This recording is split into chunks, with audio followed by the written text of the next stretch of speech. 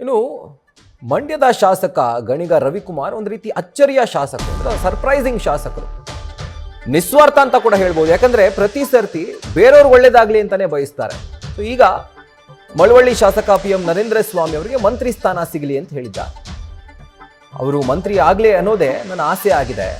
ಈ ರೀತಿಯಾಗಿ ನರೇಂದ್ರ ಸ್ವಾಮಿ ಪರ ಅವರು ಬ್ಯಾಟ್ ಮಾಡಿದ್ದಾರೆ.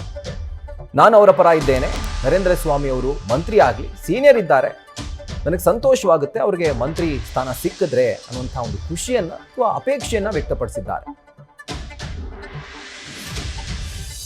ಸ್ವಾಮಿಯವರು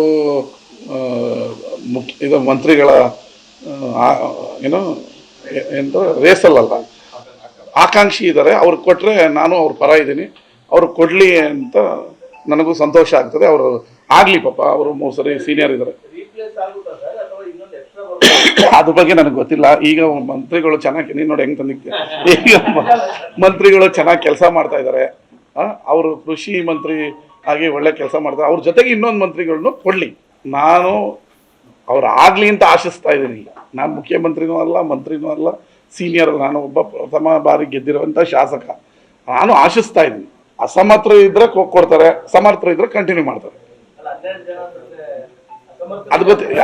ಅಸಮರ್ಥ ಈಗ ಹೈಕಮಾಂಡ್, ಮುಖ್ಯಮಂತ್ರಿಗಳು, ಉಪಮುಖ್ಯಮಂತ್ರಿಗಳು ಗಮನಿಸ್ತಾ ಇರ್ತಾರೆ. ಅವರು ವಿವೇಚನೆ ಬಿಟ್ಟು ಅಸಮರ್ಥರು ಇದ್ರೆ ಕೈ ಬಿಡ್ತಾರೆ, ಸಮರ್ಥ ಇದ್ರೆ ಕಂಟಿನ್ಯೂ ಮಾಡ್ತಾರೆ. ಡೇಟ್ ತಗೋಬೇಕು, ನಮ್ದು ಎಲ್ಲ ಕಾಮಗಾರಿಗಳು ಉದ್ಘಾಟನೆ ಮತ್ತೆ ಇದಕ್ಕೆ ಸ್ವಲ್ಪ ಡೇಟ್ ತಗೋಬೇಕು. ಇನ್ನು ತಗೊಂಡಿಲ್ಲ, ತಗೊಳ್ತೀನಿ. ಮೊನ್ನೆ ತಗೊಳ್ಳೋಣ ಅನ್ಕೊಂಡೆ, ಇದು ವಿಧಾನಮಂಡಲ ಬಂದ್ಬಿಡ್ತು, ಅದಾದ್ಮೇಲೆ ತಗೋತೀನಿ.